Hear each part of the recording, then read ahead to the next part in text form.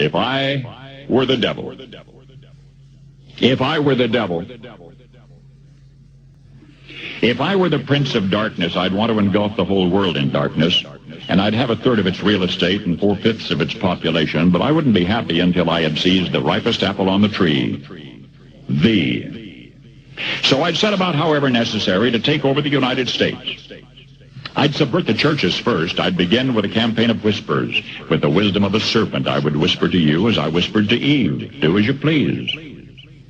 To the young, I would whisper that the Bible is a myth. I would convince them that man created God instead of the other way around. I would confide that what's bad is good and what's good is square. And the old I would teach to pray after me, Our Father, which art in Washington.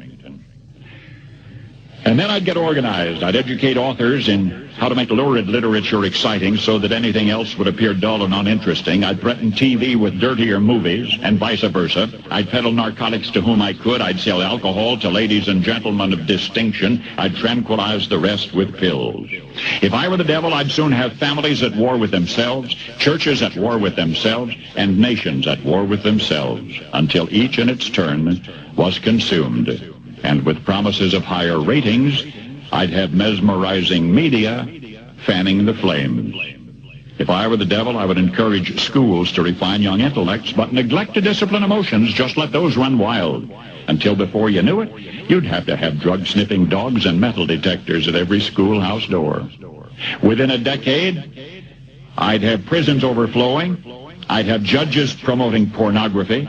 Soon I could evict God from the courthouse, then from the schoolhouse, and then from the houses of Congress. And in his own churches, I would substitute psychology for religion and deify science. I would lure priests and pastors into misusing boys and girls and church money.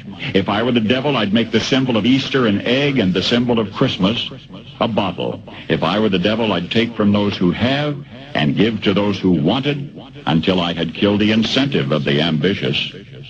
And what'll you bet? I couldn't get whole states to promote gambling as the way to get rich. I would caution against extremes in hard work, in patriotism, in moral conduct. I would convince the young that marriage is old-fashioned, that swinging is more fun, that what you see on TV is the way to be.